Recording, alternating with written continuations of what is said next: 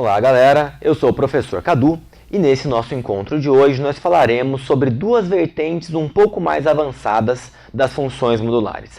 A maioria das vezes que você encontrar uma função modular por aí, você vai encontrar uma função que você já conhece, só que haverá um módulo por fora. Na aula de hoje nós discutiremos aspectos um pouco mais avançados. O que aconteceria com uma função já conhecida se você escrevesse ela dessa forma, ou seja, a função f de x é x menos 3. E se te perguntarem a função f do módulo de x? Colocassem esse x aqui dentro em módulo. Ou, nesse caso que é um pouco mais avançado ainda, eu tenho aqui uma função do segundo grau, que o gráfico já está aqui, mas nós falaremos depois. E se eu quisesse saber o módulo de f do módulo de x, o que será que aconteceria?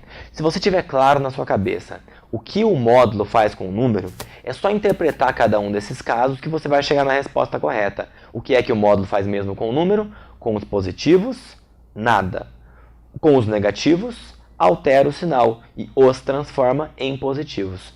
Então, quando você se deparar com uma função desse tipo, em que alguém pede para você, por exemplo, fazer o gráfico da função f do módulo de x, você precisa fazer o gráfico da função f de x. No caso essa, ó. Se a função f de x é a função x menos 3, o seu gráfico é isso que está denotado em azul. Mas se eu não pedisse o gráfico da função f de x, pedisse o gráfico da função f do módulo de x, isso quer dizer que você vai trocar todos os valores de x pelo módulo de x. Logo, nos momentos em que o x é positivo, que é da minha mão para lá, nada acontece com a função.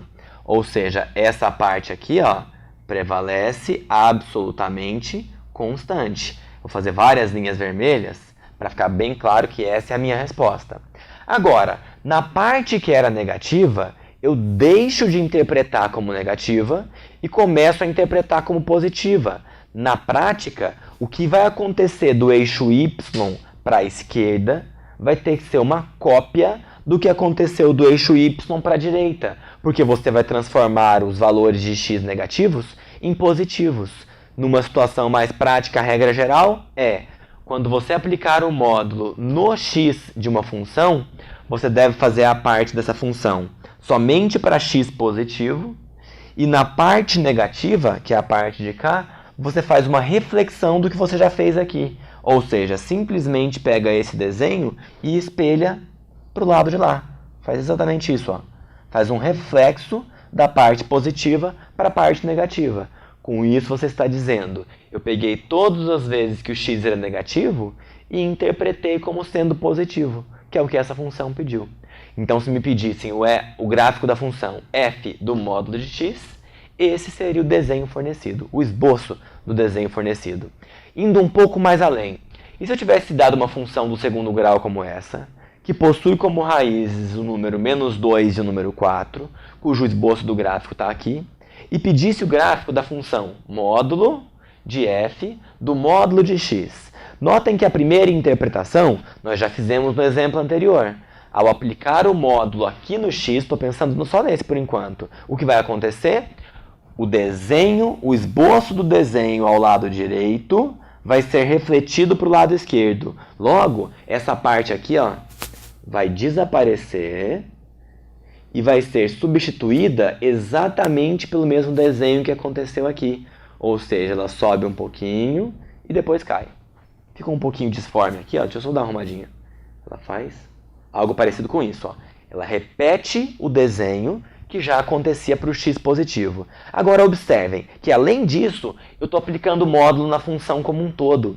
Quando eu aplico o módulo em uma função como todo, todos os resultados que eram negativos se transformam em positivos. Logo, tudo que está aqui abaixo desse 4, ó, que é uma parte negativa, vai ser refletido para cima, para ficar positivo. E isso aqui desaparece, ó. Tudo que está abaixo daqui, em que aqui também é o menos 4, para ficar simétrico com o de cá, vai ser jogado para cima. E isso aqui simplesmente desaparece.